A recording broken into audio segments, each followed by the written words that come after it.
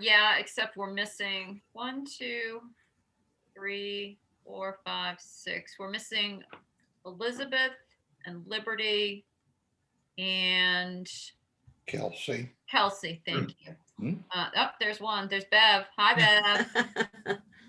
All right, we'll give it a few minutes. Can I just So- say one other thing Uh-huh. about my poor secretarial skills? I just noticed when I went to the website, to the board part, that our minutes were not posted for January, and I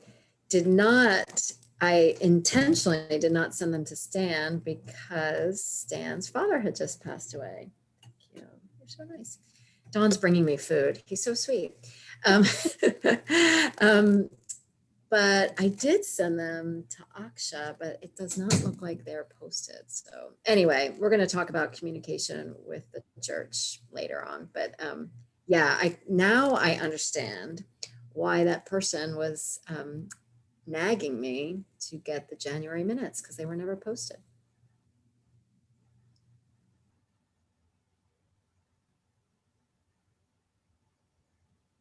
So Stan, they will come to you. Oh, okay. I'll try and take care of it. I'll ask Aksha. That's hard to say, actually. Well, I love this. It used to be at social times before board meetings, people would talk about traffic, like how bad the traffic was and why they were late coming from work and all this stuff. Now, what do? We talk about the trouble we're having with our technology. That's right. It just shows we're in a new era, everyone.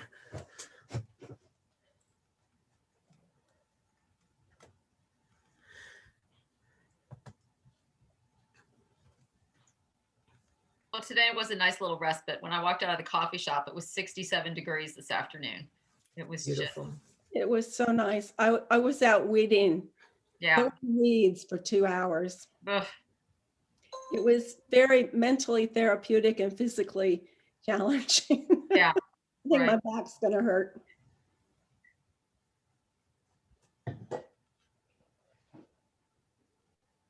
Yeah, I can tell it's getting warmer because iced coffee sales start going through the roof. Right.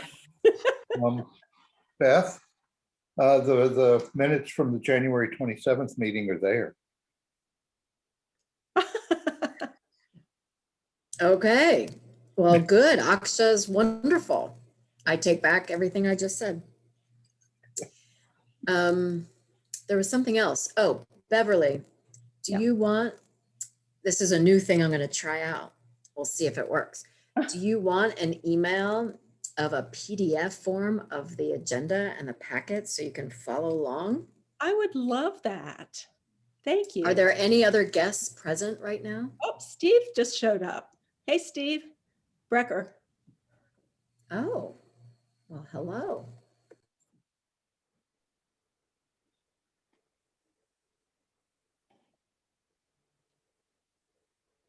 Beverly, can you put in your chat the email you want me to use? Sure.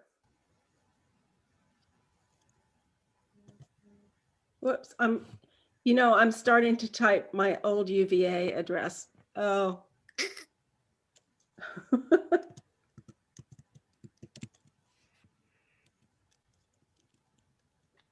So I want to let everybody know I got an appointment for my vaccine.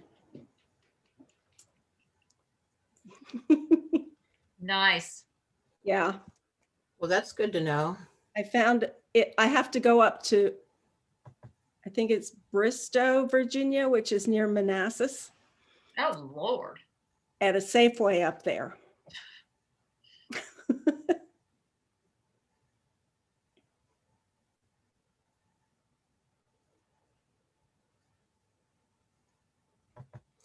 Well, at least it's interesting being in the Virginia list. You have more choices. I'm in the Fairfax County, so I'm going to be in a long line. Well, this was a separate website called, I think it's Coordinate or something like that. I can send you the email, but it's, well, you have to be 65 and older. Oh, that's no problem. Okay. And you go and you put in your zip code and you can put like a radius of so Oh. large. And so I couldn't find anything that was available within 50 miles of my house. So I put in the zip code for Orange, Virginia, and it came up with like 4 or 5 different Safeways, and like 2 of them, I think Dale City had some openings, and this one near Manassas. Oh, great. Yeah, send me the link to the place, Okay, to the organization. yeah, Would you send that to Janice too, please, Bev? sure. As a public service. Yeah, let me Yeah. write it down. So the other thing, I don't know, how busy this site is, but I happened to wake up at like 5:15 this morning. So I just looked at it and there were spots. Yeah, that's great. So That's great. I got to make a note or else. Linda and Janice, anybody else want it? So Lori, are you waiting for everyone to make it? Or are you going to go ahead and start? What do you think? I'm gonna give them, 3 more minutes till 6:40. Yeah. Um, Leah just texted me and she's finishing with setting up the steering group for the Dream Quest people. And she said she'll be with us as soon as she gets their Zoom thing open. Okay, yeah, it's, there's Elizabeth, so we're just waiting for Kelsey. And that's it. I'm gonna guess, Kelsey's got baby stuff going on. That would be my guess. And Hey, Dawn, activity I advantage. just sent you the packet in a PDF. Let me know if you have any trouble opening it. And Okay, Beverly, I great. just sent it to you too. Oh, okay. Thank you very much. There it is. Maybe. No problem. Nice to see Liberty. She's connecting in. Whoops, there she is. Yeah. Hello.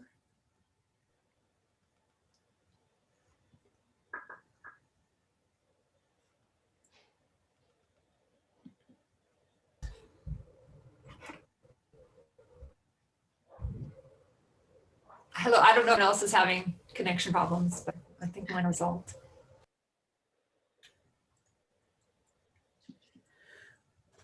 Looks like most people are moving around okay, so hopefully.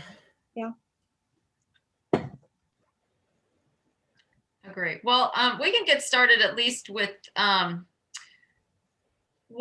the opening words. Let's do that. And it is my turn this month, which is always happy for me. The opening words come from T.S. Eliot's poem, Little Gidding. This is quite a long poem, so I've only chosen the first stanza. Midwinter spring is its own season.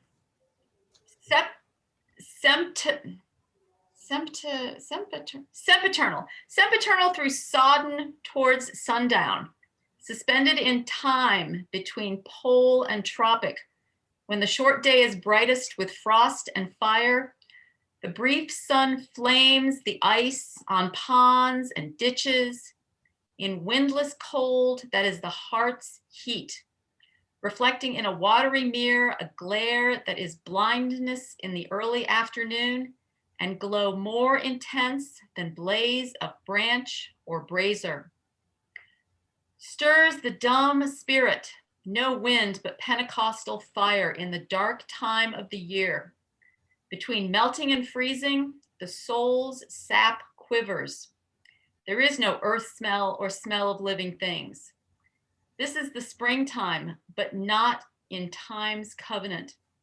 Now the hedgerow is blanched for an hour with transitory blossom of snow, a bloom more sudden than that of summer, neither budding nor fading, not in the scheme of generation. Where is summer? The unimaginable zero summer.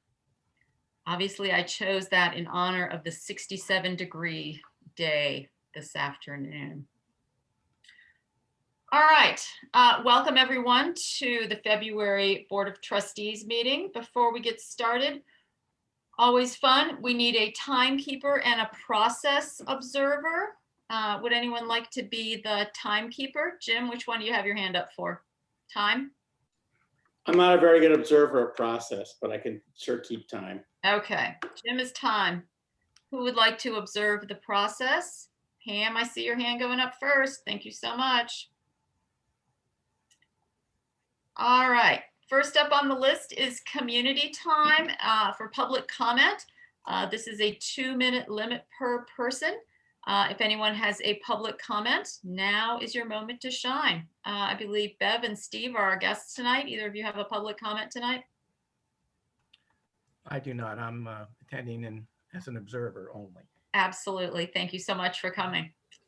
All right, then there are no public comments. Let's see.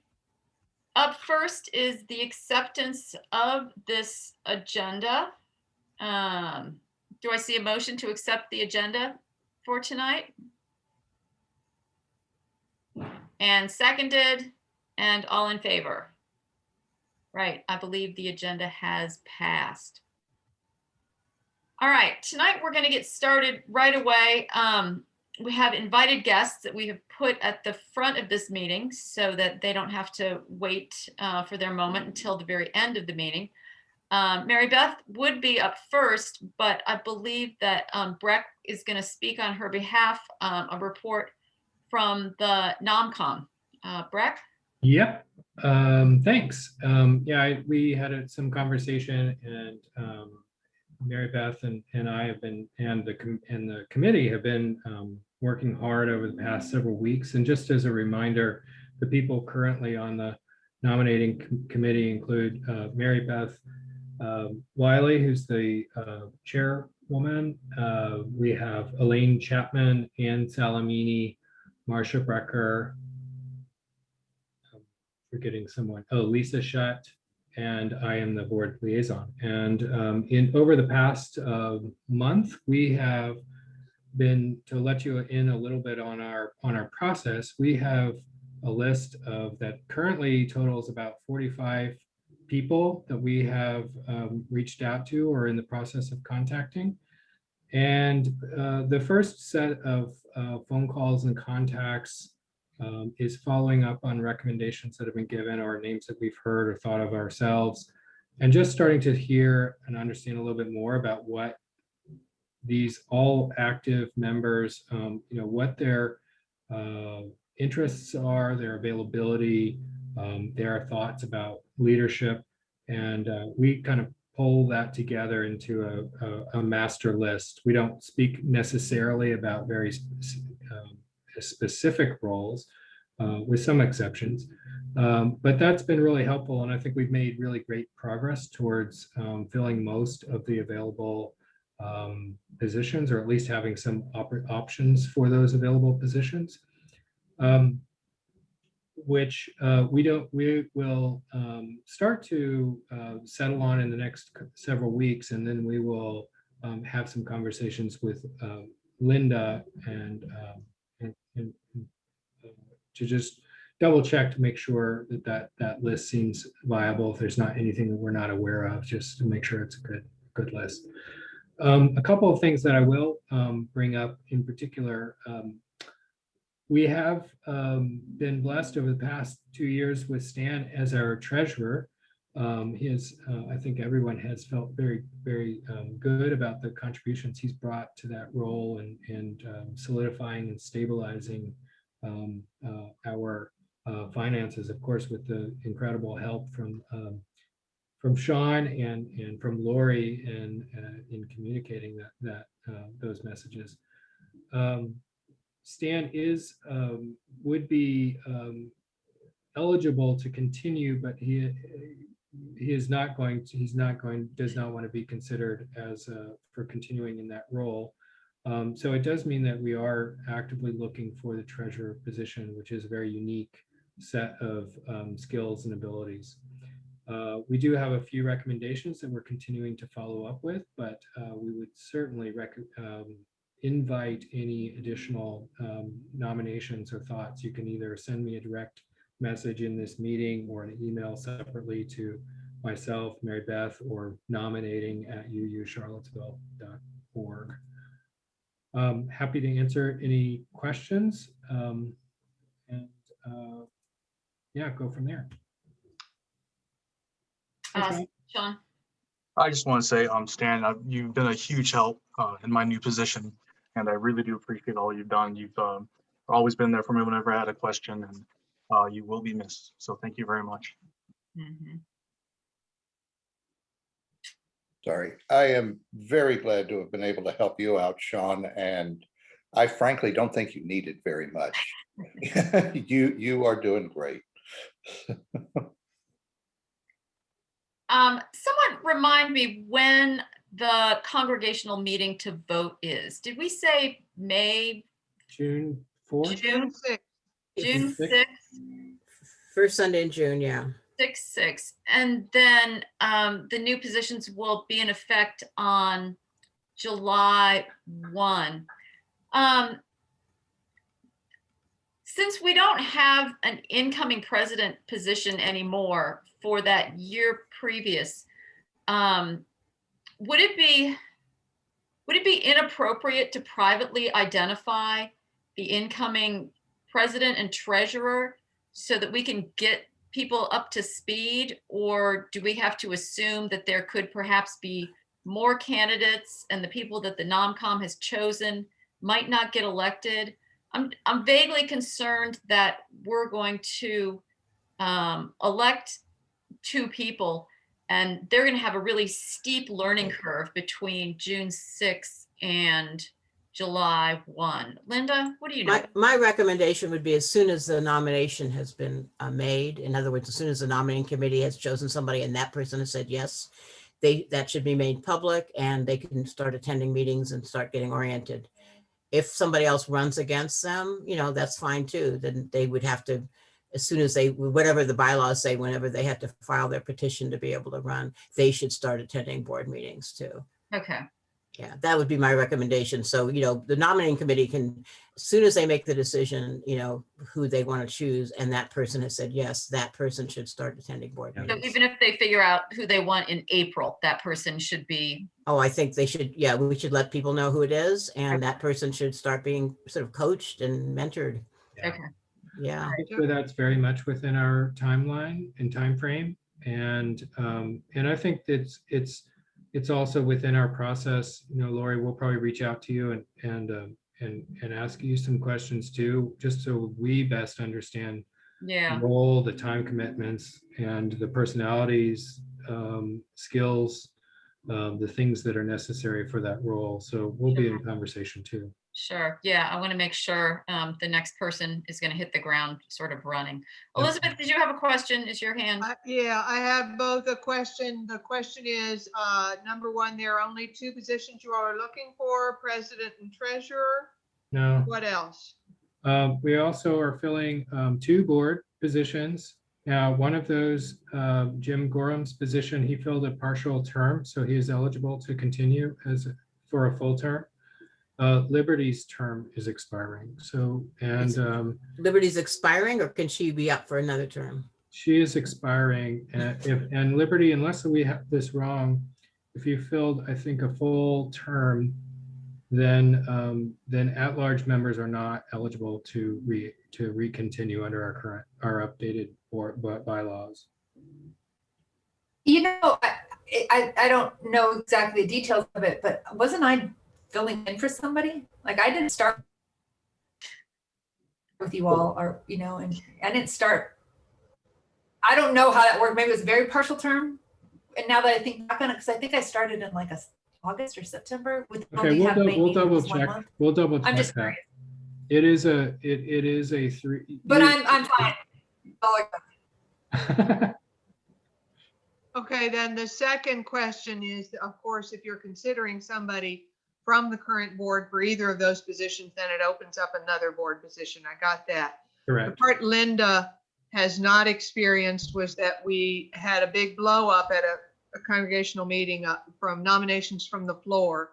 So we became very prepared for nominations from the floor, which this discussion about getting somebody ready may be that I think that if you publicly say, these are the nominations several months before, and these people are coming to the meeting, that if somebody is asking to be nominated from the floor, they're welcome to come to the board meetings and sit.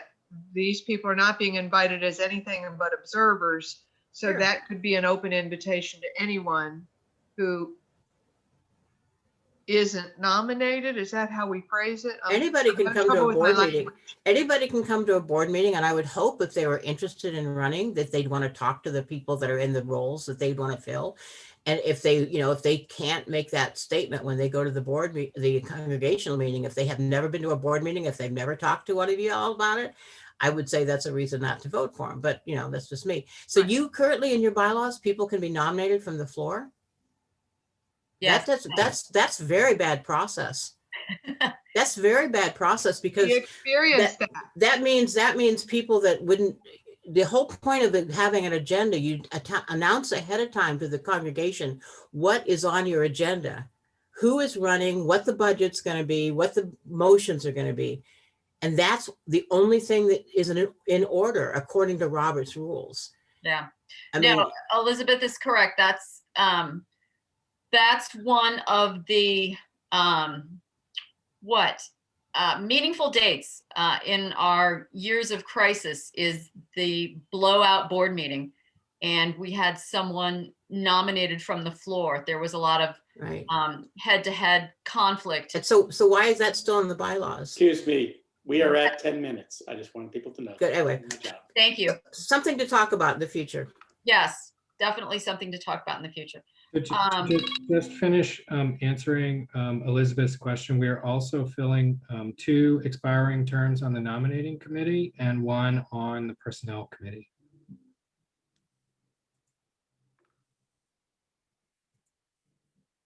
What did you say, Breck? 1 on personnel and what else? 2 on the nominating committee. So please send names if there are people that you would love to see get involved in leadership or deserve a call from the nominating committee. Yeah, no, that's a lot of people. Okay. All right. Anything else, Breck? No, thank you very much. Thank you. Okay, Dawn, you're up next with an update on the pledge drive. Great. Thank you so much. I'm so glad to be here. I feel like we're off to a really great start. I think most of you know the theme for our pledge drive this year is Be the Light. And the inspiration for that was the Amanda Gorman inauguration poem, The Hill We Climb. And I want to read one stanza from it that specifically spoke to us. We step out of the shade, aflame and unafraid, for there is always light, if only we're brave enough to see it, if only we're brave enough to be it. So we're really excited about it. We have a logo. Some of you probably, I know, have seen it, and you'll be seeing more of it in the next few weeks. We're officially launching on March 7th, but several people have been quite busy. Yes, there it is. Thank you. Several people have been quite busy already contacting members and starting to get pledges, including Reverend Linda and I. And as of right now, we have verbally gotten matching fund amount of $16,520, which is great. And then in our Breeze system, we currently have just shy of $75,000 pledged. So we're off to a great start, considering that we haven't even officially launched it yet. There are 30 people from the congregation who are involved in the pledge drive this year. And thanks to Reverend Linda, we have a very organized structure, and thanks to Jim Gorham, we have really great visuals. Thanks to Liberty and Aksha, we're doing really great things with communication. And Anne Forno is organizing the thank yous and celebrations. And then we have Yvonne Chadwick Mehta, who is organizing the askers, who will be calling people from the congregation. So the launch on March 7th is going to start during the church service. Reverend Linda's homily will be focusing on the pledge. And then we have a kickoff event that Linda Dukes is organizing that evening. It's a dessert event. So everybody's going to bring their desserts, and we're going to have table hosts. So everybody will go into breakout rooms as tables, and the askers are primarily going to be the table hosts. So I think it's gonna be really fun. We've got a postcard that's beautiful that Liberty was really instrumental in, and that's gonna be going out. I think some of them have already been mailed, if not all of them. Thank you to Leah for helping get all the addresses, and thank you to Sean and also Caroline for printing all the labels so that Linda could work on this while she was up in Pennsylvania. I don't have anything else to say, I don't think. Does anybody have any questions? Jim? Jim, go ahead. I have a comment, so it can wait till maybe questions come back. We can do that first. Okay, anyone else? Questions or comments for Dawn? Pam? I really love this idea of the matching. I think that's a stroke of genius. All righty, anyone else? All righty then. Well, thank you so much, Dawn. Well, I I didn't was know gonna make a we're comment. gonna have some comments now. I'm sorry. Yeah. Go ahead, Jim. So about the matching, I believe, and Dawn maybe can correct me, the matching is designed to be targeted towards increases in pledges. I know that, that was something we discussed, and is that the way it's going to be, Dawn? Yes. Yeah. So it's not like if you give $100, someone else will match for $100. If you gave $100 last year, if you gave $200, then $100 more would come from the matching. That's the way that's going to be. And also, I don't think I saw it on the agenda. And even though we voted to approve the agenda, I wanted to I hope there's an appropriate time to bring up that I'm working on this with Liberty and many of you and Dawn, and we wanted to try to strongly encourage that before we launch on March 7th, that all of the elected representatives, that's the board and nomination and NomCom and personnel, do the pledges for next year, so we can go out and say we've pledged. We have 100% participation from our own church members who are the leaders. So that's important to do. And also, we're asking this year for an increase, which Dawn didn't mention, but That's it true. would be nice if we could make the statement that all, or hopefully most of, or hopefully all of the elected leadership have increased their pledge. And I don't know if, Dawn, you want to talk about the percent increase that we're looking for, because it's rather daunting, but. Certainly, I can Yeah. address that. The average pledge at this point is about $1,200, and we need an increase of about 30%, which is significant across the board. I have high hopes that we will do very well with this pledge drive. We're focusing on trying to make it as fun as possible, and also really emphasizing that this is us owning our congregation and making these increases to responsibly support this community that is so important to all of us. And in fact, Jim, I have extended that request to the 30 people who are involved in the pledge drive as well, and asked them all to think about pledging before we launch on March 7th, and to think about increasing their pledges as well. Yeah, so it'd be great to be able to say all of us in that extended list have pledged, all of us have increased our pledge from last year. And G, it would be great if we could say how many of us went to that 30%. That would be nice too. So. Stan? Yeah, one thing I do want to point out, it might make that 30% a little less daunting. We've got, apparently, I'm looking at some of the numbers that they're showing right now, about 356 pledge units. And out of that, 128 don't pledge anything. So if we can get something from some of those, that could go a long way towards filling up that 30%. I don't know that we could average $1,200 from each of them, which would more than cover it, but anything from there will help. That's absolutely true. We also want to be cognizant that some of those people on that list are almost certainly not, may not even really be involved with congregation any longer at this point. So we're trying very hard. Leah and I have spent a significant amount of time, and Leah in particular has spent a significant amount of time looking at those lists to see who has been actively involved and who has not, and sort of, you know, making tiers so that we can use our volunteer time wisely. But certainly that we are very aware of that, and taking that into serious consideration is one of the things we want to focus on. Breck?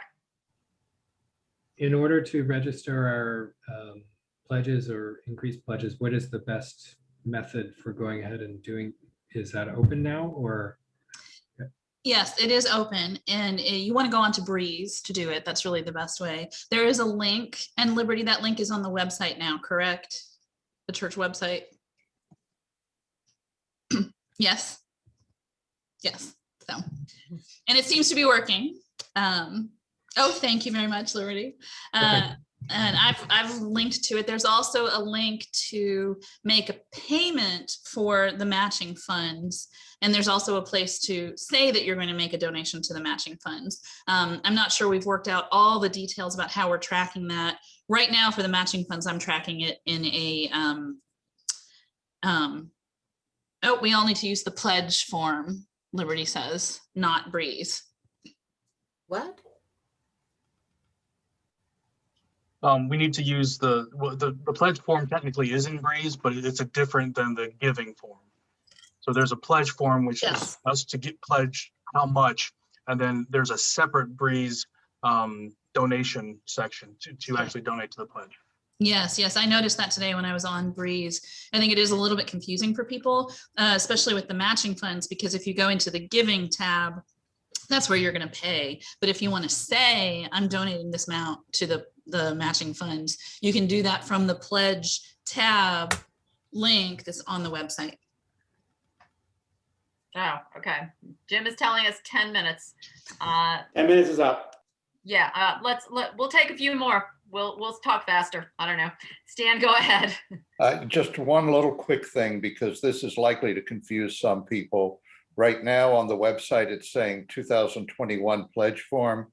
It might be a little clearer if it says 2021-22.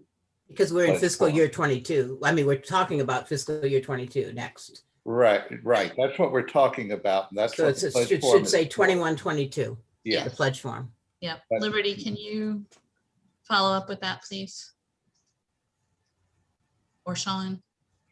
I'm pretty sure we're watching Liberty do it. See how her fingers. Just a little nitpicky detail, sorry. No, but that's really Yes. important because people get very confused. Yes, I agree. Because the fiscal year doesn't make sense when you have a fiscal year that's July to June. People think, anyway. Right. And I know in Breeze it says 21-22. So that's good. I did see that, but I did not catch that on the Pledge form. Right. So is the pledge form integrated into Breeze? I mean, when people fill that out, or is that going to be something that then you can pull off of when you do a search on Breeze? Sean is saying yes. You have to either go to the form that's been supplied here, or a link that I've supplied to people. Liberty, it looks like Liberty integrated this into the website, so it's looking like it's popping up because I've been getting pledges, at least acknowledgement that people have been pledging with it. Okay. But if you go to Breeze and you go to online giving, it will not be there. And unfortunately, after talking to Breeze, there's no. We can kind of give them a link if we give them access to it under forms, but they have to know to go to forms to find it. All right. Well, we'll let you guys work out these technical details. But overall, Dawn, it seems like it's going okay. I think so. Yes. It's Great. fun. I'm having fun. I've never done this before. Right. Ask me at the end of March. Yeah. And everybody's working really well together. It's just been fun for me to drop in at the different coordinating meetings. Everybody's doing a great job. All right. All right. Well, thank you so much, Dawn, for coming. You're obviously welcome to stay for the rest of the meeting, or you can go off and enjoy the rest of your evening. I'm gonna sign off and eat my dinner. So Yeah. thank you so much. Thanks for coming. Nice to see you all. Have a good night. All righty. Next up on the agenda is written correspondence, which I didn't see any. So we're going to move on to reports. Lots of written reports were submitted. Thanks to everyone for getting them to Beth in a timely fashion. Let's start with the president's report. I have nothing to add or amend. Are there any questions regarding the president's report? I hope everyone had a chance to browse through all these. All right, Elizabeth, anything to add or lift up from your report? No, I was inspired by Breck's advertising NomCom to perhaps request from Reverend Linda to do an all church email for the survey and NomCom, not this week, but next week, as a little punch. Because I think she has the power to approve church-wide emails as far as I can figure. And what are you gonna do? A church-wide email, a single church-wide email, not this week, but next week, that has both the survey appeals for people to fill out the new name task force survey, and for NomCom to say, this is the process we've used and we are looking for nominees and we're excited. Well, NomCom advertised in the newsletter and at church, and I think that's enough. I want nothing to go out in the next 3 weeks except pledge drive information. I really don't. I want everybody's focus on that we're asking for their pledges. So if you can put something in a regular newsletter, slip it. We had it, the announcement for the name change thing in the Sunday service. But I think e-blast, they're gonna get an e-blast every Monday from the Pledge Committee. They're gonna get the regular Wednesday email, Soulful Homes, and then they're gonna get the Friday email. So that's kind of maxing it out. That's my personal opinion. Other people on the communications team can decide otherwise. But Elizabeth, how many people have you had fill out that survey? I have to ask David Schutt. He's the only one with access to it. I don't know. Okay. And I'm looking for a big percent of people to fill it out, but I don't know how to number us because it includes children. Sure. So if we got 250, I'd be happy. Yeah. If we only got 100, I don't think we've had people engaged. So that's, I've got my own set of internal figures about what assures us that we've got engagement and therefore a happy result at the June the 6th meeting. Well, it'll be interesting where they click from. If they come from a link in the Friday email, if they come from Facebook, if they come from, the website, how do they manage to find the survey and what route do they use Or to get even there? Twitter. Or even Twitter, right? We've got a lot of what that is. We are social media powerhouses. All right, any questions for Elizabeth? All righty. Next up, Stan, what do you got? Anything from the treasurer's report? Anything you want to lift up? Nope, everything looks good. I'm happy. Okay, and any questions for Stan? All righty.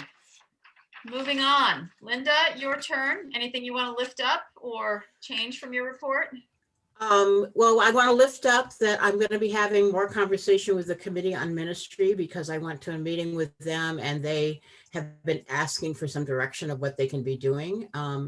And so I've been thinking a lot about it, talk to the exec about it, talk to staff about it. So I'm thinking I'm going to ask them if they would be interested in working on the meaning of covenant, doing a little bit of history of covenant in the UU religion, but also what the church's covenant is and having a process to engage with that. But I haven't had that conversation with them yet. And the reason I'm needing to let you all know about this is because as I read the bylaws, it looks to me like the Committee on Ministry belongs to the board, but I'm not sure of that. But I'm just going to let you be in on the knowledge about that. We're trying to find a good role for them to play. I don't use committees on ministry right now, so for anything that would be my own personal needs. So. And the other thing I would want to draw your attention to, besides all the good news that I put in there, is my final paragraph. If you haven't read the report and didn't catch the final paragraph, I invite you to look at that. Thank you. All right. Does everyone know what she's referring to in the final paragraph? Thank you, Linda. See a lot of people clicking through. Where's that paragraph? All right. I believe that refers to the fact that Linda will be staying with us for another year. Is that my understanding? That's what that final paragraph is. Yeah. Excellent. I can see a lot of joy on my screen now. And I've put it in. It's going to be in the Friday newsletter. And I gave the people at one of the pledge drive trainings this past weekend, I let it slip. It said something about how it looked like I was going to be here for another 18 months, and people right away caught that, what I was saying. Such a sharp group. Yeah, Pam, do you have something? Thank you so much. Oh, you're welcome. All righty. All right. Any questions for Linda? All right. Otherwise, moving on. The assistant minister's report, except Alex is on sabbatical. Up next, Leah. Reverend Leah, what do you have to say tonight?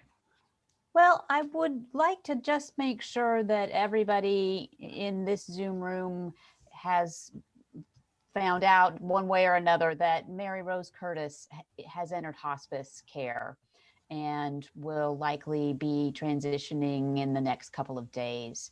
So there isn't an easy way to get information like that out between Sundays. I will be sharing it in Joys and Sorrows on Sunday. And I did post it on Facebook with the family's permission.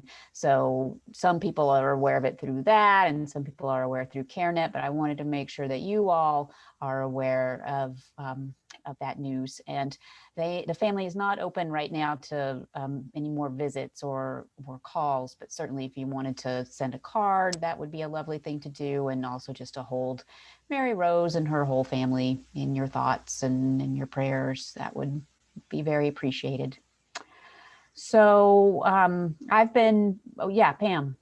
How would we send a card, Leah? Sean maybe can pull it up and post her mailing address in the chat, because she is at home and her daughter is there with her, and so they would be able to receive mail there. And her daughter's name is Alda, A-L-D-A. Yeah. What's her last name? Curtis. Leah? Curtis. Yeah, Curtis. Yeah. So I've been busier than usual with pastoral matters that have just been coming up in the last couple of weeks, and also spending more time than usual with stewardship, as Dawn indicated, doing a lot of kind of behind the scenes work that I'm really hoping that we'll be able to capture in a way that we can pass it on from year to year, so it's not something that has to get recreated every year, as far as tracking people and who membership needs to follow up with. And so that's just taken a lot more of my time, but I'm hoping that we're done with that, and the good work of the stewardship folks can go forward from here. And I just want to make clear, we're talking pledge drive. We haven't started working on stewardship yet. Yes, pledge drive. And then I just want to put a plug in one more time for you all to consider attending the New Day Rising conference, which is this Saturday. And it's, I think, a really important event. I'm sorry I won't be able to attend. It is our Dream Quest weekend, and I know that I can't do both, and committed to the Dream Quest. But I feel like our racial justice folks are really looking to take leadership and their cues from other congregations and from this conference. So if it's at all possible for you to attend as a leader of the congregation, I really think it would be a wonderful way for you to spend your time on Saturday. So there's information on our webpage for registration, and you can go to the UUA's website and register as well. So that's what I have to add and say tonight. Excellent. Any questions or comments for Leah? All righty. Sean, you're up next. I've got nothing really to add other than we're chugging along on the audit for QuickBooks, which is going pretty well, actually. They've been a huge help and helping me streamline a bunch of things. And then I've got some spreadsheet stuff to give to Jim for the pledge about percentages this year versus last year. So hopefully I'm going to give you the template, Jim, and then you can do the all the fun chugging and plugging if you want. And that's really about it. All right. And I want to thank the staff for their hard work to support the pledge drive this year. You know, I said this had to be a big team effort. It had to be a lot of people involved, and everybody's doing it, and it's great. And I appreciate. I know it's extra work for people to add this on, but it's so important, especially this year. Jim. I have one thing specifically for Sean, actually both for Sean, is I think I have. I was able to download the pledge drive from last year from Breeze. So I think I know what everyone gave as an Excel spreadsheet. And I don't know if I need it from you unless you want to send it to me. No, that's great. Because it's pretty easy to get onto the pledge drive, and then you can download each one as an Excel spreadsheet. Yeah, Breeze is awesome. I love this thing. And yeah, I'm really liking it the more I work with it. And then the other thing was, I mean, I'm sorry to bring up this, but this door installation stuff that just seems to be lagging. I can't remember the name of the company now. That is Commonwealth Glass. Commonwealth Glass. Can we think about going with another company? I mean, it seems like it's just dragged on for ages. I've been kind of hands off because Glenn Short's been the one taking care of it. Okay. I basically let them know that I've got a letter, which is a very formal letter to request fulfillment of contract, which is very sternly worded, and I'm mailing that certified mail this week. The guy's notorious for basically not communicating, and the problem with going with another company is they already have our money. So the job has already been 100% paid for, and it's over a year due. Yeah, it's overdue by a year. So yeah, that's going to be a very sternly worded letter. And then if we need to go the legal route, I'll start looking into that. I'm hoping we don't. Yeah. Okay. Thanks for giving us that update. Really? I'm sure it's an albatross around your neck that you don't need. Well, it hasn't been so far since I haven't had to deal with them, but it's been kind of a, waiting. But now I'm kind of stepping in and trying to help out. Yeah, we'll see where it goes. Okay. Thanks. Pam, did I see your hand up? I just wanted to follow up on the sort of feeling the security for the staff and how's that going? It's going well. I've got the new security system installed, and all of the doors have been fitted with little sensors on them, and it's been programmed in. So I'm hoping to basically turn it on and go live in March. I'll make sure that everybody is aware of it, and anybody who needs a code will get a code. Or maybe even a key fob, depending on how much they use the building, which can like arm and disarm, just like you arm and disarm your car alarm. But it will be a big announcement before, like at least a week before we go live with it, and then we'll probably wait another month before I actually connect it to the police department, just to make sure we're not getting a bunch of false alarm calls and everybody can get used to it. Mm-hmm. But yeah, it's set up and ready to go.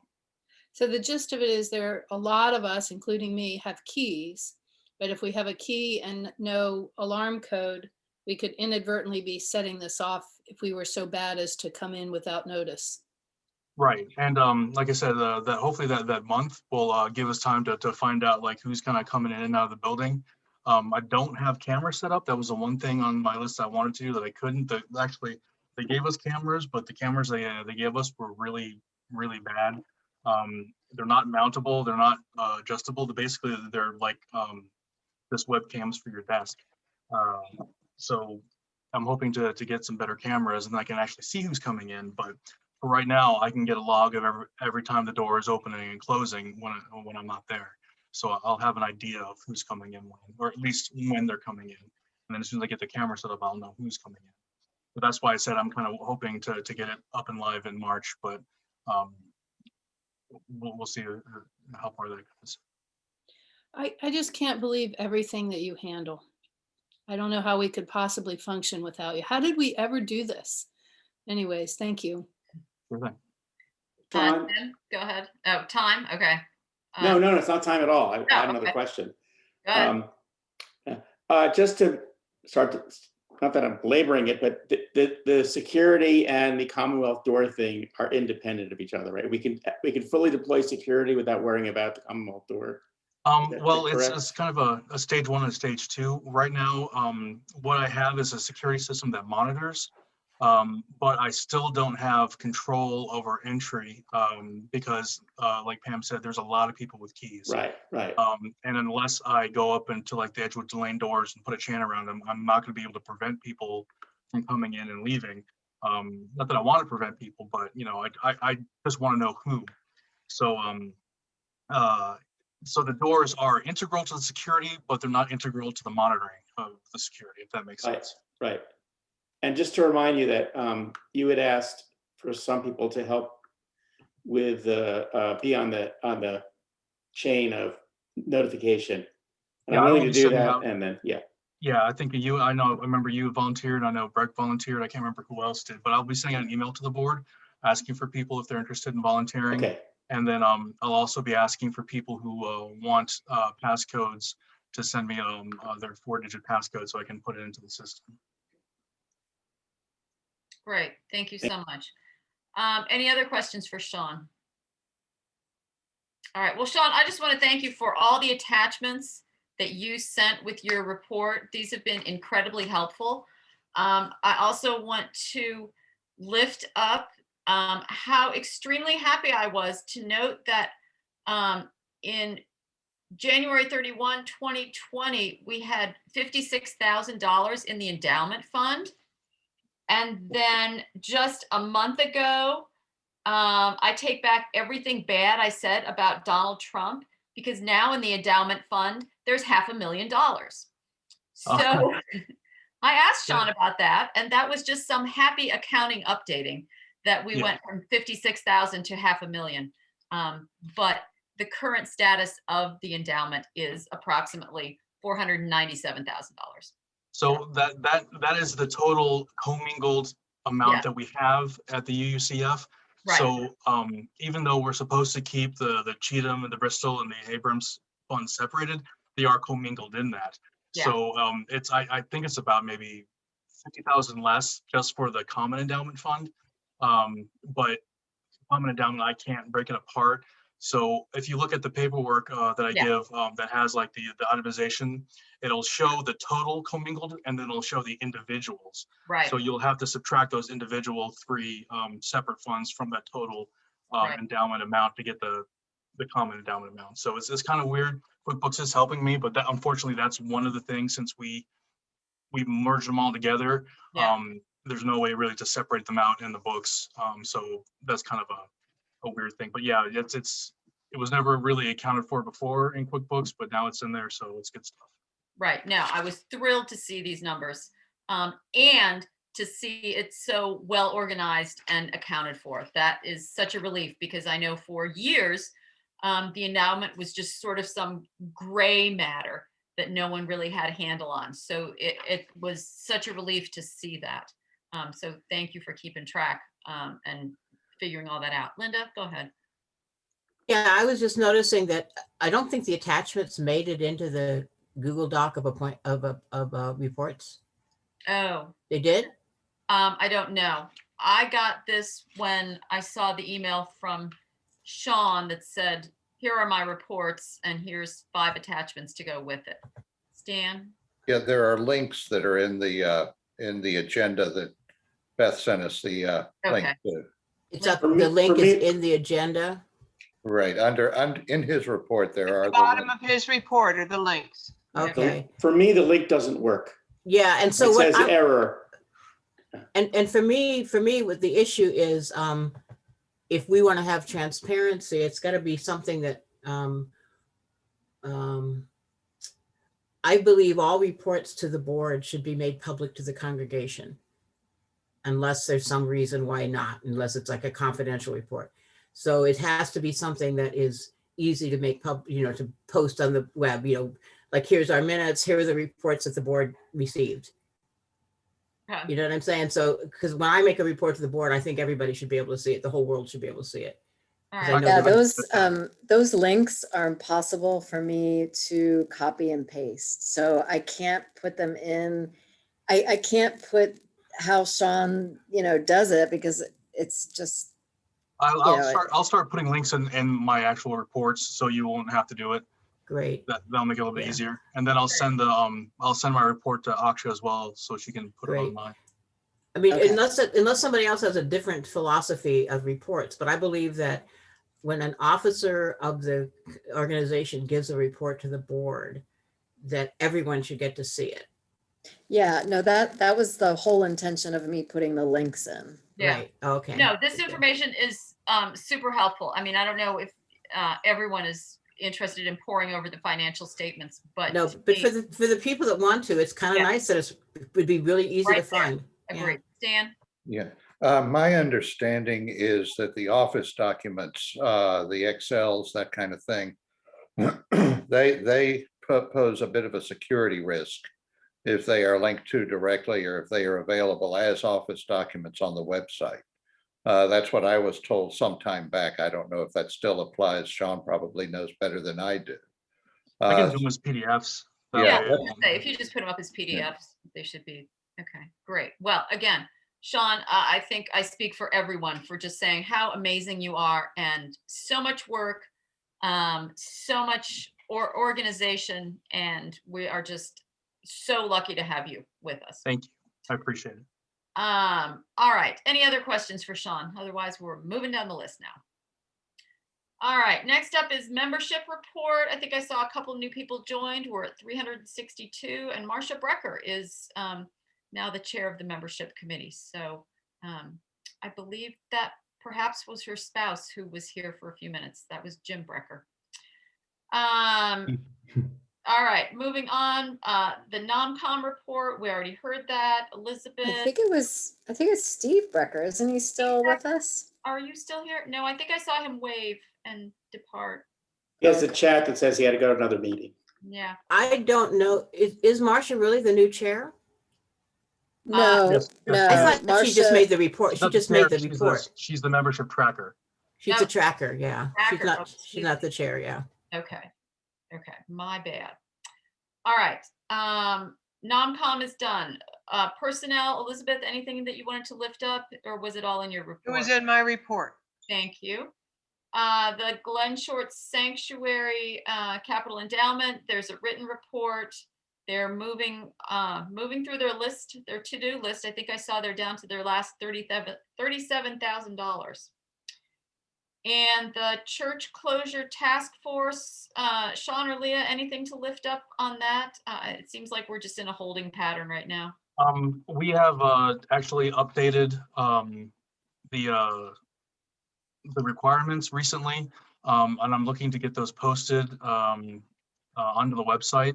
So we are still in our red lockdown phase, which means, no use of the building, and then only people in that have been like pre-approved pretty much. So that hopefully will go up soon.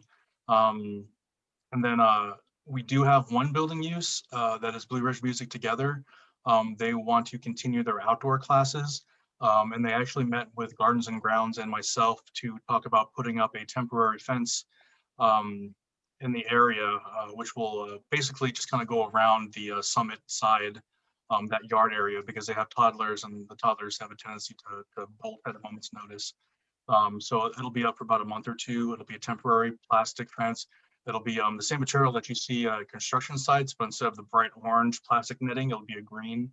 plastic netting, and they are taking the costs themselves, and they're not asking us to do that. So they'll be put in with metal stakes wrapped around the perimeter of the yard, and then when they're done, like in May, they'll take it down.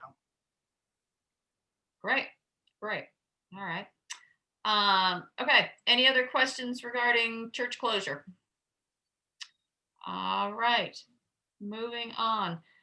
Electronic motions, as everyone can see, the January minutes were approved electronically, and that's super helpful. We can get them up that much faster on the web. All right.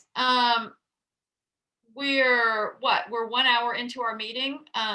If you have any gratitude cards that you feel I need to send, please send me an email and let me know who I should send a gratitude card to, and I will get on that. It's much easier for me to keep track if you do it that way rather than put them in the chat box. Please send me an email.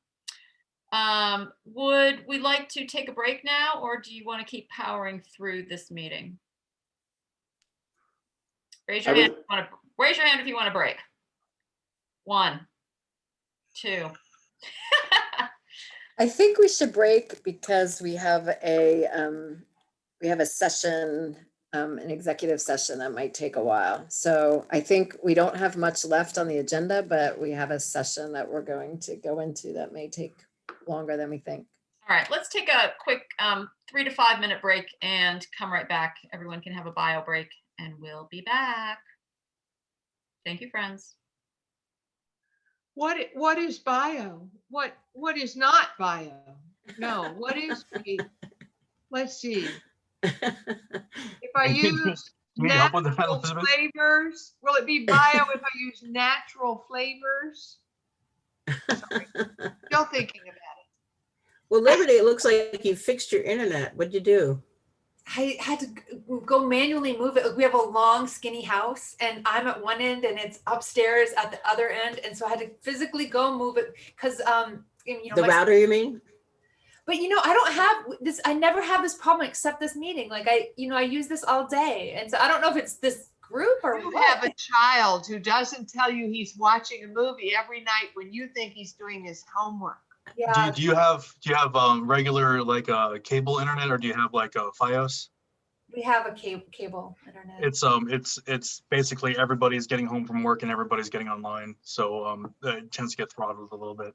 Yeah, I think I need one of those boosters or something because I physically move it to the room right above me, and then it logs in. And so yeah. But it is strange to me that it happened at this meeting last week. But I meet like a couple of times a day down here, and it's normally not a problem. So I don't know why, but I'm so sorry about that. That was like no, that's okay. I didn't hear some of the questions. I was like, the breeze form thing. Let me jump in here. I can't. Yeah. Yeah, it's even here at the church we have the fiber optic stuff, and normally like on Sunday mornings I'll get like 800 to 900 megabits per second, but like now I'm getting only like 600 right now because of peak use. Yeah. Right. Mm-hmm. Yeah. Sean, I can't sympathize. Our best speed out here is about 90 megabits. Yeah, it's so spoiled here at church. It's crazy. Yeah. Dan, I'll send you the link that my son-in-law is making me sign up for. It's a satellite for our area, and enough people have to sign up for him to put it in. How fast is it? He won't even come visit me till I get it. Well, the other thing is that CVEC, I don't know whether you're with Dominion, aren't you? Yes, I'm the last house on the line. Yeah, well, we're sort of the last group on the line for CVEC heading north, but they're putting in terabit fiber optic. Should be able to sign up next spring. You know how many times I've been without electricity, and you've had electricity, and it's been more than 5 days in a snowstorm? Yep. I don't like you anymore. It's going to get worse. We're about to get batteries put in to go with our solar panels. We'll have power even when CVEC doesn't. I have a lovely wood stove, neener, neener. All right, I'll see y'all in a couple minutes. All right, go bio. Hey, Sean, can I ask you a quick question? Yeah, sure. I feel like that we keep throwing around different numbers, but do we have a final number we're saying is our number of pledge units? The closest I could get is because it looks like the envelopes didn't get transferred over. And since we went to Breeze, we haven't really been messing with envelopes. So 192 is what we had last year. Okay. So what was this about this 300 something number? That's number of members, the No, 362. 362 members, but I mean, the pledge units, somebody threw around a number for pledge units that all these people that don't. 356 pledge units and 128 don't pledge. And But I Sean, mean, why do we call them pledge units if they don't pledge? They should be inactive. Well, yeah, we don't have an inactive status in our accounting because we haven't really had this database able to be updated. And so we're sort of figuring that out now. Am I right, Sean? Is that? Yeah, pretty much. So that number, is that approximately what we're expecting to have this year too, is 192? I believe, I don't know if Dawn's gone right. No, I think the number of units we want is 220. So we want to increase the number of units. It'd be nice if we could increase how many people are pledging and then the people that pledged last year don't lose them and have them increase a little bit. Yeah, so one of the things that we've talked about is that goal of having 100% participation. I'm like stealing this time to do more pledging. Yeah. But I had the idea that, to have that, like, let's say 220, what percentage are we at, little graphic, right? To aim to 100%. But I thought it would be really effective to have last year's and show that, we didn't get that last year. So we can kind of see like we're beating ourselves, like, let's beat last year's numbers. Graphically, I think that will be effective. So I needed to know. So 192 is how many units we had. Now, do you know how many of, oh no, that's where we get the minus 128 from. No, 192 is the actual number of pledges that we received. So whether it was from a family or whether it was, just from an individual. That's we called a pledge unit though. Pledges. Right. So it's 192 plus 128 was the final number that we wanted. I don't know where 128 came from. That I'm not familiar with. What are you talking about, 128? The 128 is that we have that number of how many people didn't, or how many units did. That might be individuals then. That's individuals. That's not like pledge units. Well, no. Are there any families or individuals who are members of the church who never pledged? That would be the 128 number then. Okay, that's so. I mean, yes, you would have say you had a married couple. They're one pledge unit, even though they're two members. Right, exactly. And that's if they fulfill that pledge, that's all we can expect from them. Right. But there's the problem is when you have an individual or a couple who say they're members but don't pledge. I don't think we should count them as active members. That's me. Unless they're in right relationship and they've made a deal, they've talked to the minister and they submit a pledge, which is my pledge is 0 this year, but they're a pledge unit because they made a pledge. They said, I'm having a hard time. I don't have a job, but I want to be in right relationship. I'm still involved in the church. That's a pledge. But there's apparently a lot of people that don't even do that. They just don't fill out a card. So I have to say, maybe this needs to roll over into the pledge drive conversations, because I still, even after this, I'm confused about what numbers I'm putting out there. And I don't want to put out the wrong ones, because we're kind of making some graphics that have these, and I want to make sure it's really clear that we're talking. Well, Jim's making the graphics. Yeah, Jim. Hey, I just coming in the middle of your sentence. What's the issue?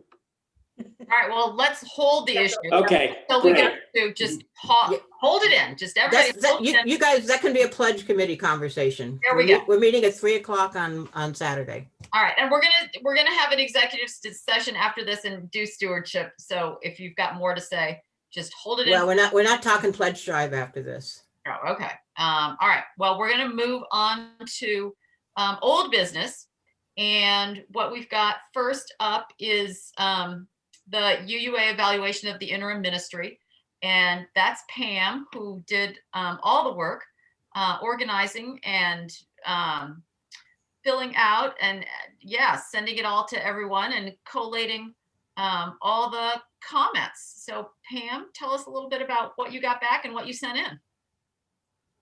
Really, you guys saw everything and it was all good and it was easy and we sent it. Fabulous. And I think it was really nice. Linda's and ours kind of lined up and everything is rosy. Best report ever, Pam. And I think it's worthy to note that we're going to do it all over again in 6 months because we're supposed to do an evaluation at the 12-month mark. And then Linda, do we do it every 6 months? No, it's just the first year. It's a 6 month to make sure everything's going okay. Okay. And that way we can predict if there's a disaster coming and Keith knows whether he's going to have to intervene. But by having a 6 month and then the year, and then after that, it would be at the end of any year after that. Okay. All right. All right. Well, thank you everyone for participating and especially Pam and Linda for doing all the paperwork. Glad to be able to check that off our list. Next up, the future ministry, Reverend Linda's decision, and I believe we're all in that loop. So once again, we're so happy to have you. And just so the next thing we'll be doing right after we get through the pledge drive and make the budget, then we have to turn our attention to forming a search committee. And if it's a search committee for a transition minister, we know we have a certain number of months to do that, and that's fine. But if it's a search committee for a settled minister, it's, we've got to be a little faster. So we get to have that conversation in after you guys come up with a budget. Yeah. Okay, great. Well, we will put that in the parking lot then, Beth, probably April, May, search committee, ? Right. All righty. Excellent. All right. Under new business, let's talk a little bit about the communication between the board and the congregation. We started this a little while back with the January minutes getting up on the website and making the agenda for this meeting available to anyone who wants it. Beth, what do you think? How's communication between the board and the congregation going? I would say it's better than it's ever been because we have such a great website right now that we've never had before, where everyone can just click onto whatever they want and read things and listen to things. So I think it's better than it's ever been. I think not everybody can get the agenda. Only people that are coming to the board meeting can get the agenda because I don't have the packet available for everyone in the congregation before the meeting. I just can't do that. So I send it out to you all, and sometimes people are still sending me their reports by the time I'm ready to send it out. And then I don't post the agenda in the board packet before we discuss it because that doesn't make any sense.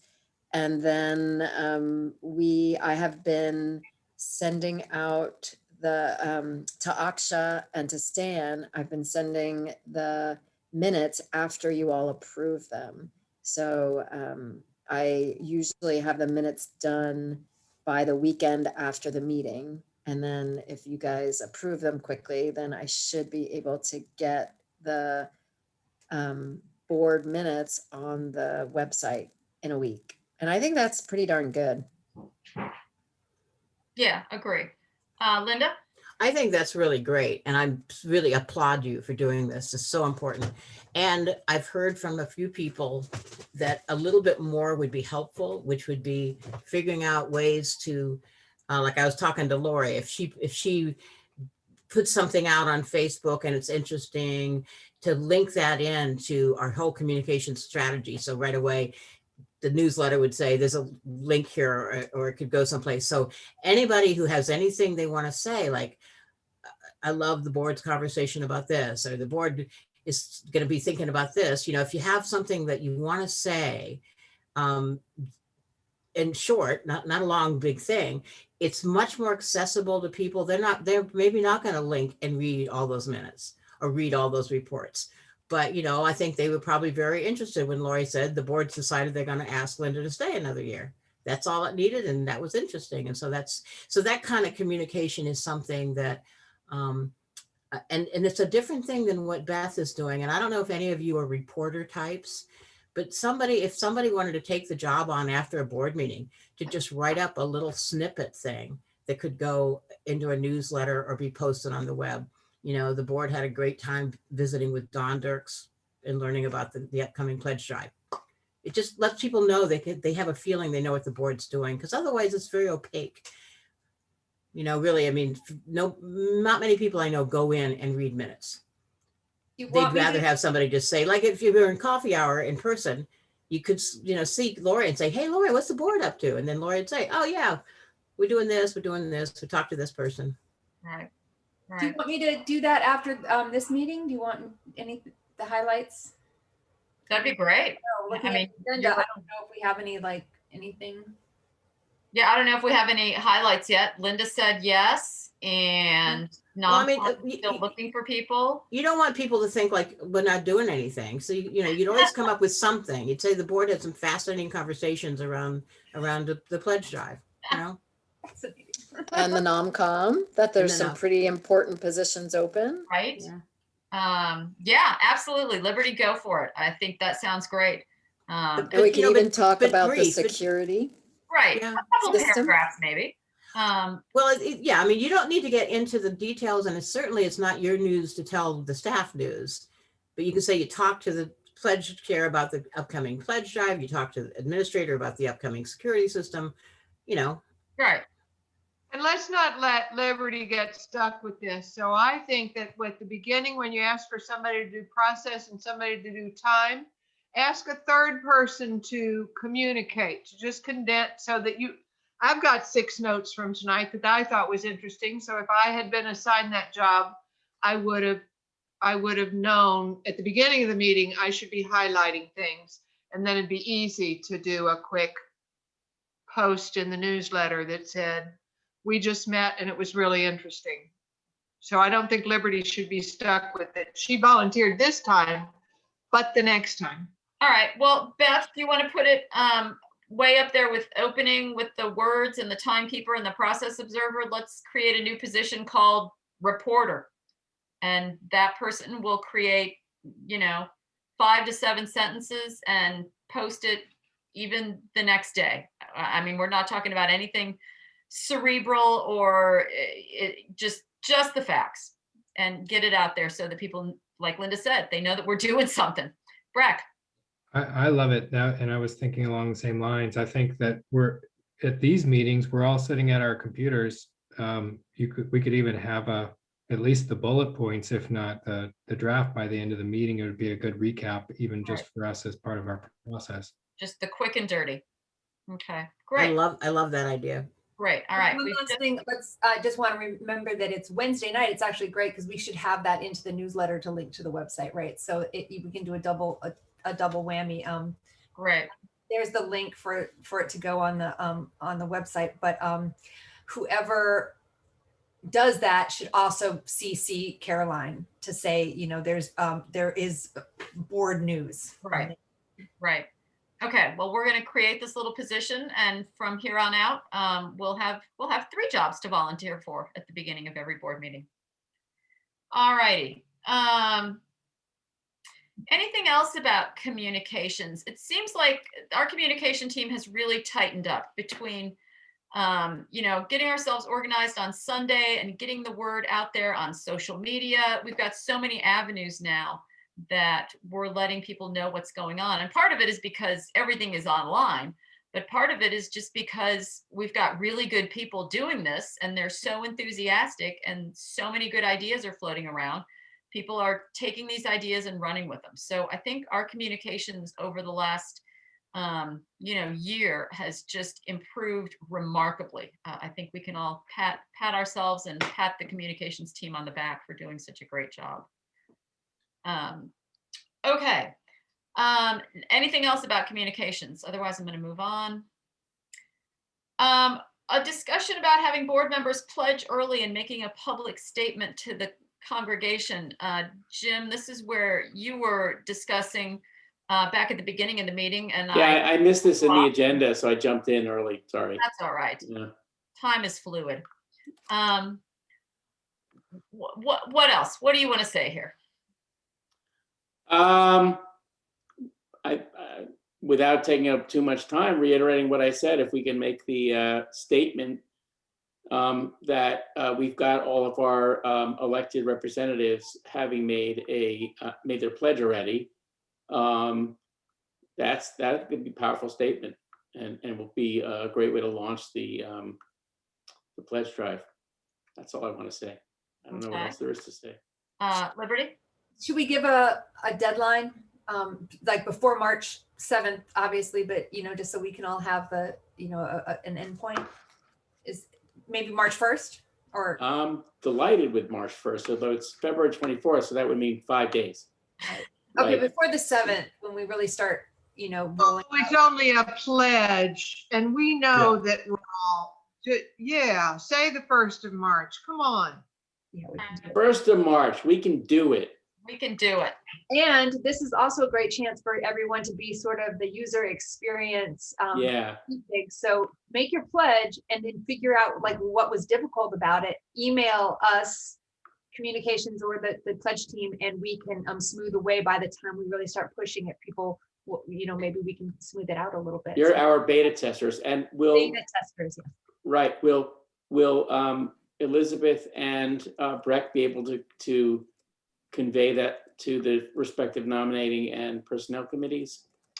Oh, yes, I didn't know I was supposed to. I'll be glad to. Well, I just thought about how my mind was, how are we going to let those committees know that everyone on those committees should do it well? So if you could be the liaison to Yes. those and let them know.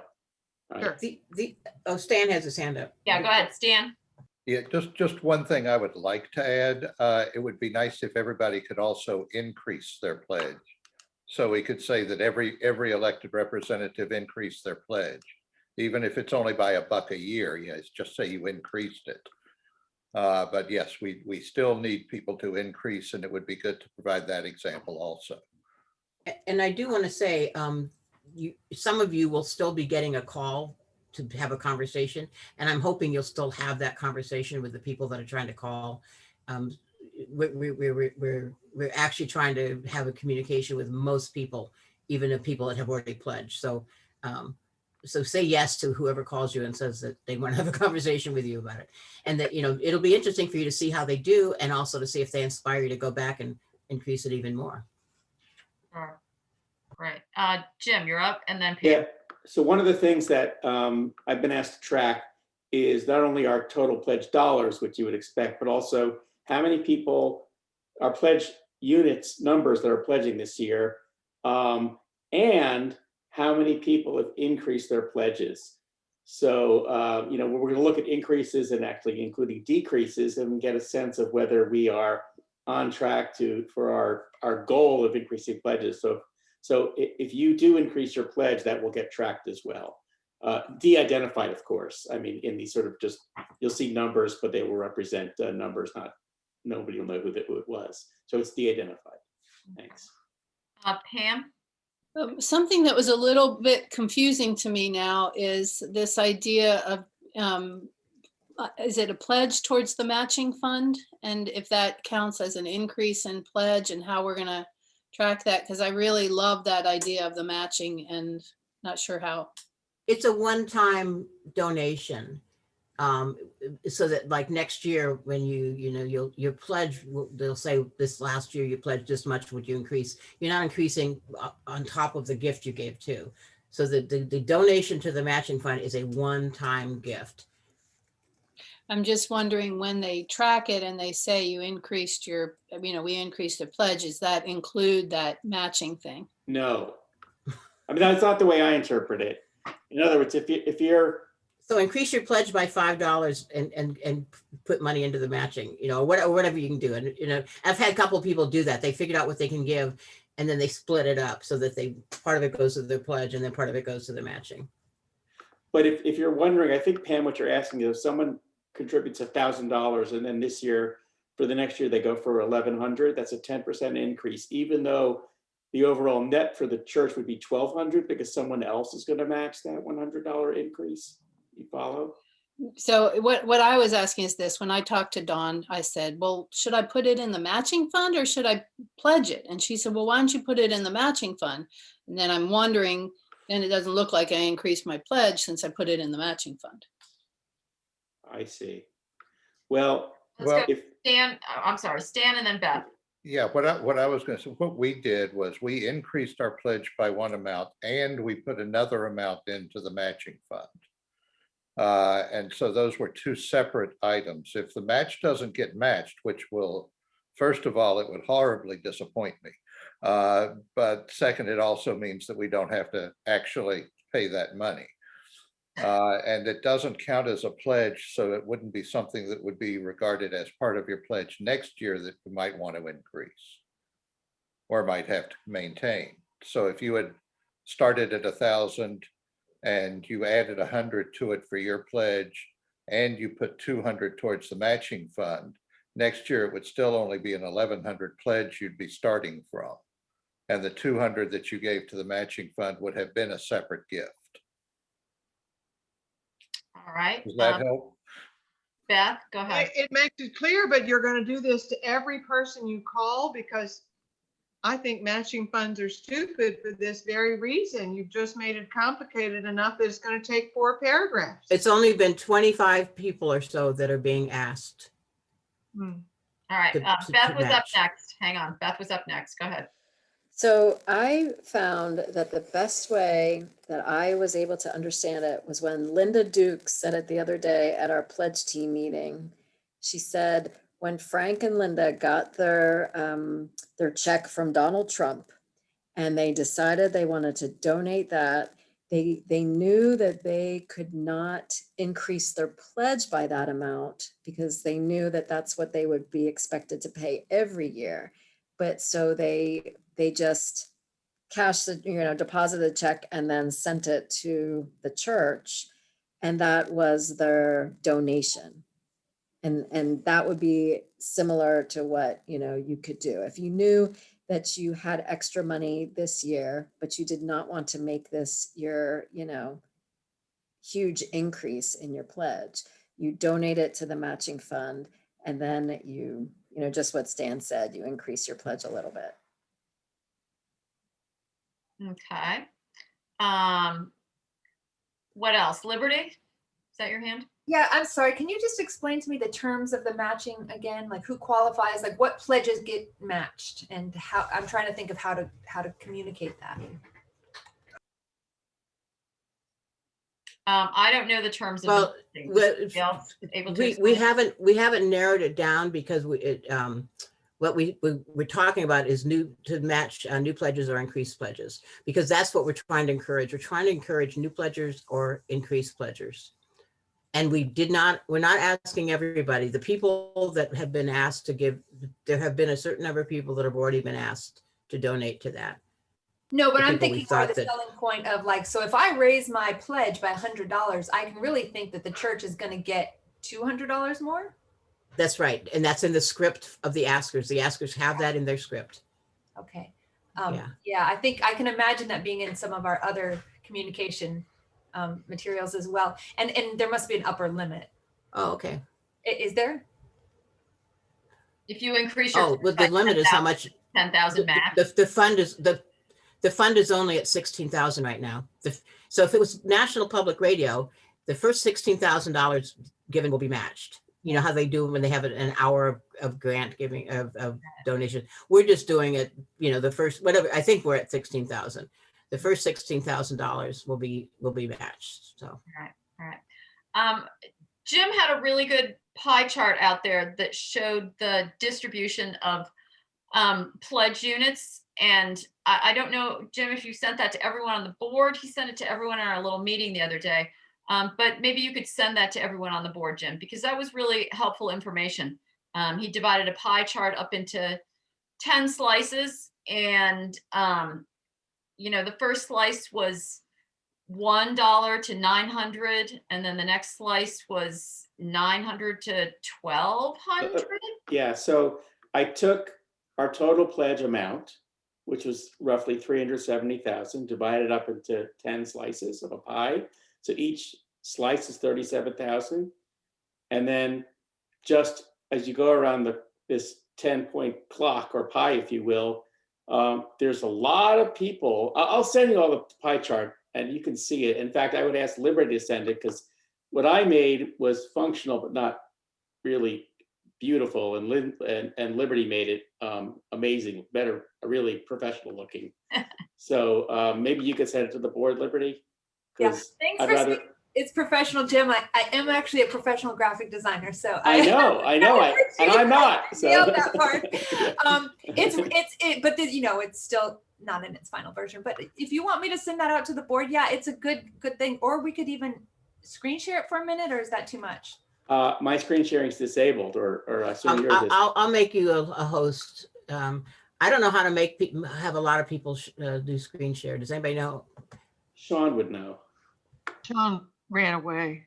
Oh, so what I would actually Sorry, everybody should be able to screen share now. Thank you, John. You want to do that, Liberty? Then share it. Sure. Let me pull it up.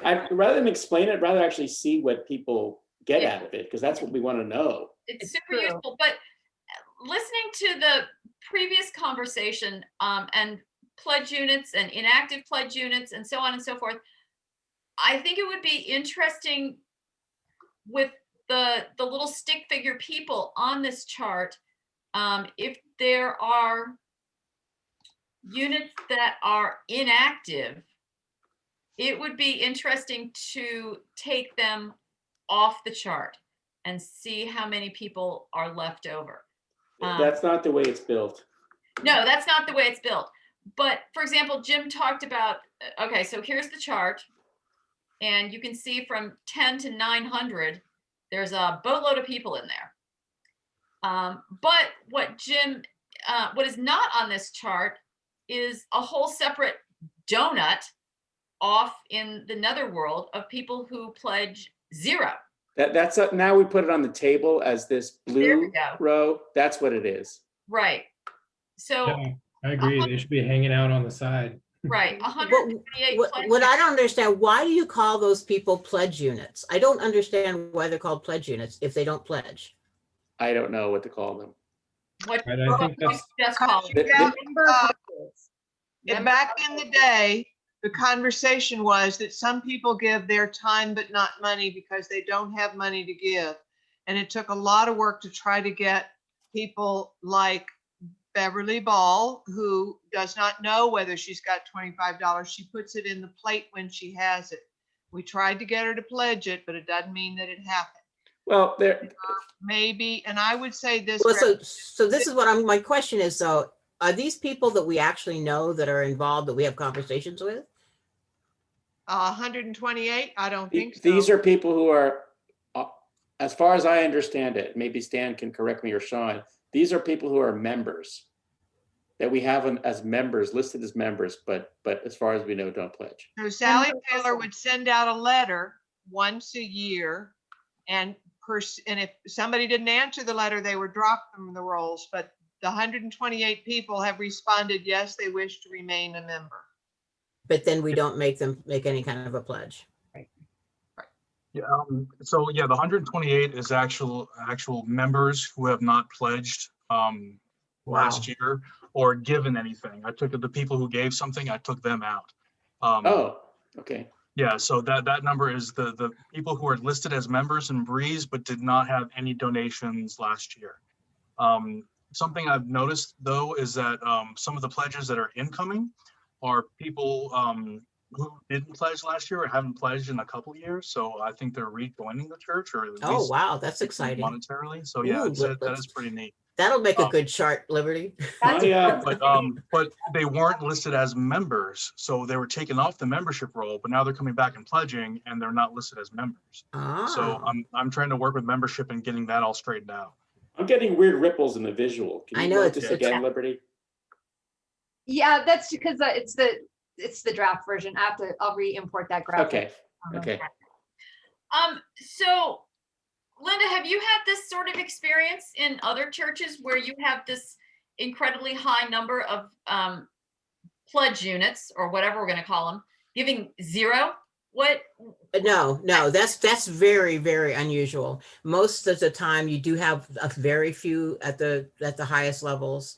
Sure. And, but most churches have a big lump that's kind of in the, what you would call like, I guess, the second quadrant down, the kind of 1,000 to 2,000, that would be a big lump. Yeah. And that's what's different here, is that you all have just a few that are up, very, very large numbers, and a few people giving a lot of money. And then you don't actually increase it that much as you get down until you get to those really low levels. And that's unusual. That Right. is rare. So, And it makes me wonder if you're really a congregation of 362 people, or if you're a congregation of, 250. yeah. Right. So when I look at that chart, I'm seeing about 230 giving not a whole lot of money. Yeah. What do you have any suggestions? What do we do about that? Well, I mean, I'm hoping that some of the messaging is going to go out, is that people are not giving what is needed, and that, we don't want to shame people. We don't want to make them feel bad, because obviously if they don't have the money, we don't want to make them feel they can't be a part of the community, because we Right. do want them as part of the community. But we want people to understand that this is an unusually low pledge. We are not a health club that you can have a membership for $30 a month. We're just not. Yeah. So I don't know. It's going to be an education process. And that's why I'm hoping that our pledge drive committee doesn't feel really defeated if they don't make much movement, because any movement is going to be a success, because this is an astonishingly unusual graphic. It's just not normal for a congregation. And so if we start making any progress, it'll be good progress. Okay. And so, and that's where I want to build stewardship, which is a larger thing than the pledge drive, and hopefully gradually could start to change this culture. Because as I understand it, this has not been unusual here. Yes, and if I can hop in and just say this is the long-term culture of this congregation. And then Elizabeth lifted up a part of our more recent past where there have been explicit conversations around membership and what counts as membership. And there has been a real, we had difficult conversations, I think, between some board members and the membership committee and ministerial staff around whether or not we could require a financial donation. And there's a lot of history there and a lot of education and conversation that's going to need to happen for people to feel good, because it's a loaded conversation, I would say. It's loaded for a lot of people. And I think part of it is because they don't quite understand what membership means. In a congregation, membership means you're part of the ministry. Otherwise, you're a consumer. You're paying a ticket and sitting in the pew and being entertained.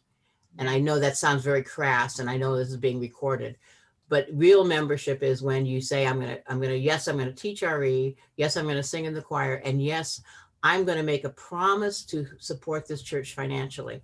And that's why the making the pledge is almost more important than the amount. The amount's important too. But people that tell me, well, I just throw $50 in the plate every month. Well, but the board can't make plans based on that. If you don't promise and tell us what you're going to do. Right. Right. So how comfortable do you think how comfortable are we lifting this up, that this is really an unusual situation and those 230 people are not typical of a church? Is this the year to really bring that up, or I don't know. I mean, I see those numbers and it's really sort of heartbreaking for me. Let's start with Breck, then Jim, then Stan. Just 2 points. One is that it seems like the switch over to Breeze and active culling means I feel pretty good, at least from what I've been hearing from the reports, that our list of our membership list is probably pretty accurate. But the second is that I still think, well, I don't think it changes the fundamental issue that you guys are talking about. The graphic is still confusing because of the confused term of the members versus pledge units. that 128 is members, not pledge units. That might be 70 or 80 pledge units. And likewise, that 106 that are giving in the lowest tier, that probably represents 140, 150 people. Right. So it should be, it's a little bit confusing to mix the terms there. Okay. So Yeah. I'll work with the stewardship team, and I'll work with the membership team and Breeze in general, and try to get that, like, which would be the most beneficial information to have, either members or pledges. We'll try to get that nailed down as soon as Yeah, possible. it would be good to compare apples to apples. But right now, one pie is apples and then part of it is oranges. So Jim next, then Stan. This will hopefully be quick, but at our last meeting, and I'm in many meetings, and I can't remember it, but when Linda had opening words that I thought were so wonderful, and I told you about that, and your reaction was like, well, this is just, expected. I was like, no, this is really impactful words. The words had to do with when you join as a member, you're expected to give of yourself. Really saying in what you had just said, kind of informally, but more with, a cadence to it. And I want that message to be repeated in many of our forums. And so I just urge you to actually bring that out and read it again at appropriate moments. So Yeah. It's interesting though. I did get pushback from one person who said that that's not why he is a member. He's not a member. He's because the quote actually is the only reason to become a member is to support it. The only reason to become a member of the church is to support it. The point being that, we offer our ministry to everyone. You don't have to be a member to get our ministry, but you become a member so that you can support the ministry. And he was having a hard time with that. So let's go Stan and then Pam. Yeah, a few things. First, yeah, there has to be something wrong with that decile chart numbers. Because you have the 128 of the non-pledging is just people. According to the list that I got earlier in the week from Sean, I believe it was, that equates to 99 pledge units. And if you add the 128 and the 228, that gets you 356, which is very close to our current membership number. So that has to be individuals, and that actually skews the amount of the pledge. For example, yeah, the pledge that my wife and I give would be divided by 2 because you're talking 2 members there, that kind of thing. So in order to get something useful in terms of dividing up the pledge amounts for the decile chart, it really should be pledge units as opposed to members. That's part of it. Part of it is also just adding some to what Leah was talking about. We've been talking about requiring pledges pledges or volunteerism as a condition of membership since before I joined the finance committee back in the early 2000s. It was a regular topic of conversation back then. I personally had a long conversation with Eric about it a few years ago. And yet it is a touchy subject with a lot of people, but it is certainly not a new subject. And just to emphasize the other part of what Leah said, we had this same situation going on back then of being very, very top heavy, very few pledge units supplying way too much of the total pledge amount. And a lot of people supplying like half of it, if that much. I just want to interject that we're kind of at our time, but I don't know what to do about that because All right, let's take one more comment from Pam, and then we'll wrap this up and move into executive session. Pam, go ahead. So I get it that we are very unusual in this, and that we have been unusual in this sort of structure for decades, I think. Do we have any idea why that is? What is it about us that makes us do this? And how can we address that? Because I'm puzzled.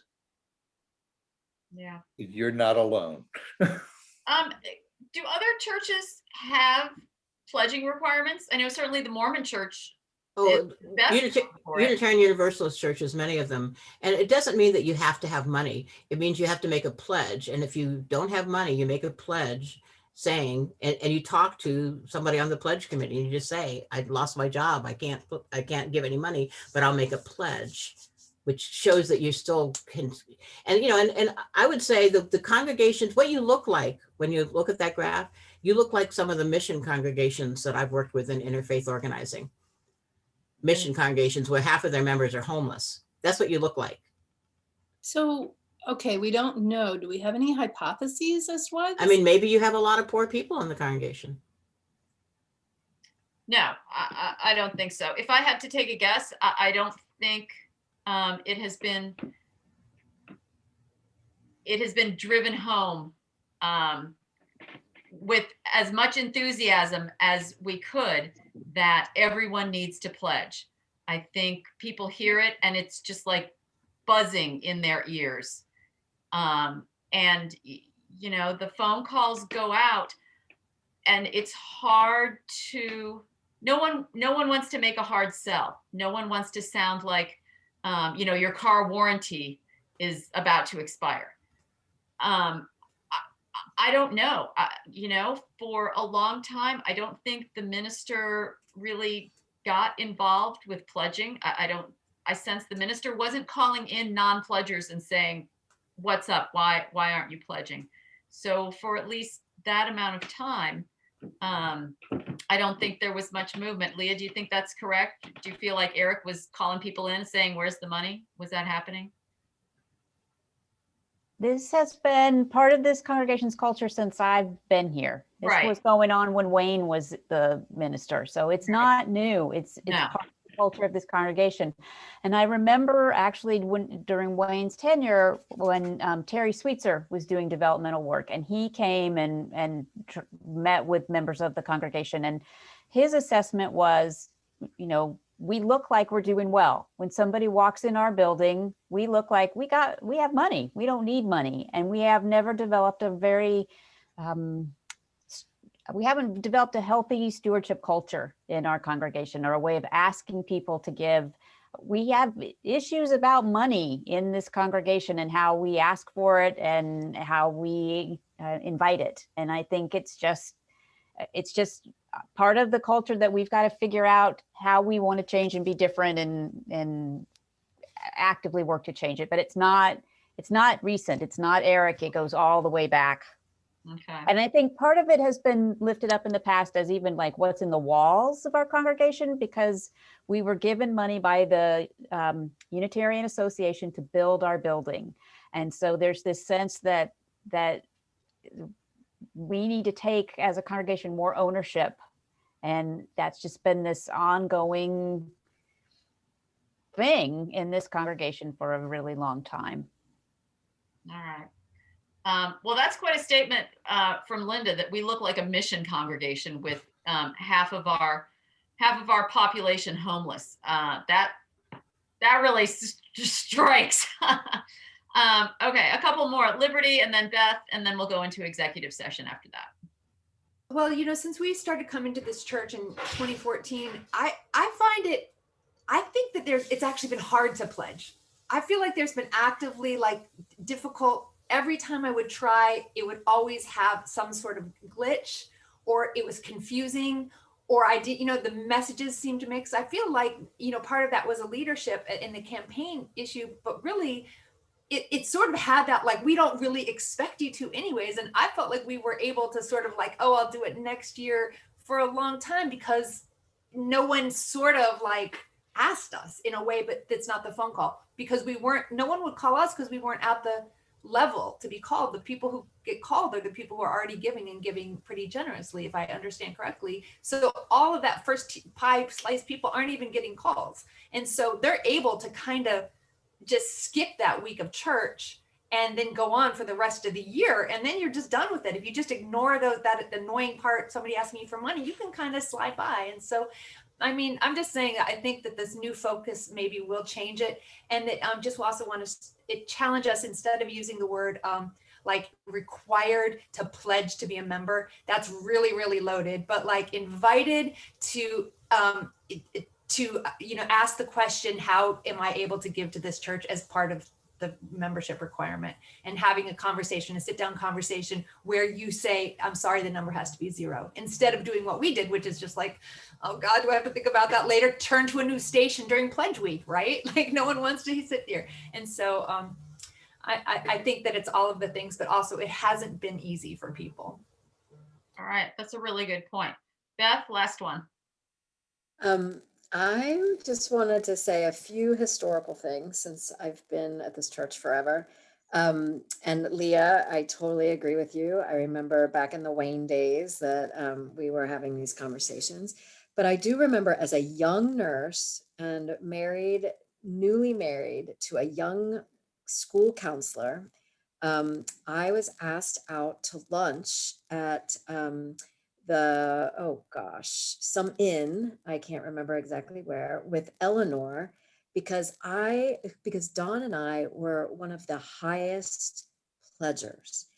My jaw dropped on the floor. I could not believe it. And ever since then, we're like at the way top. And I don't understand it. We don't have these great jobs. And I know who's at our church because I've been there forever. And it's always amazed me at how little people give.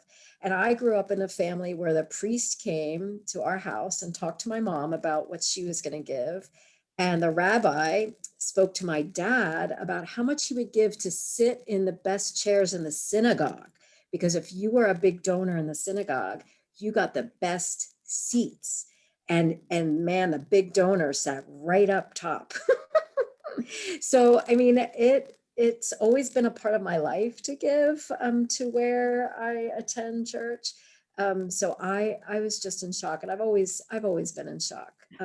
But last year, I thought with the pledge drive, there was a lot of energy. I'll never forget that Sunday where we had all the food, and you could hardly hear what people were saying when they stood up, and it was really emotional.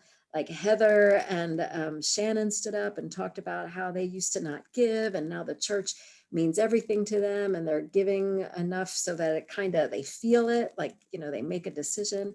And I don't know, maybe we need to have people like me, not that I want to do this, I'm just kidding, but like actually say what they give and say, I can't believe it. I'm one of the highest givers and I only give $5,000 a year. Like, I give that in coffee, probably to Atlas a year. No, I'm just kidding.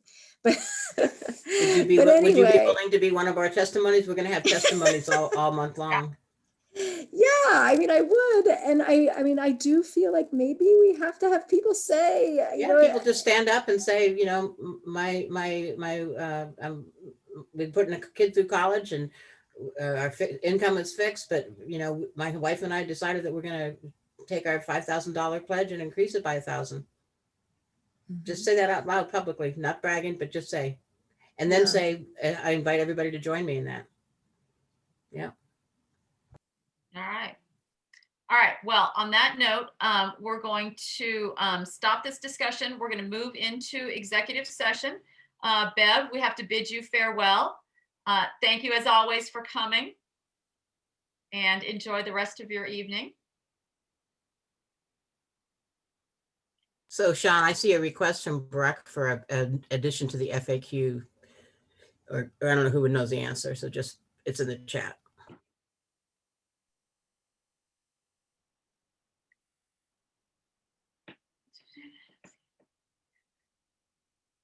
Is your No, I didn't mean to take meeting time. I just wanted to draw your attention to it, Sean. Sorry. All right. So in this executive, Stop recording. oh, right.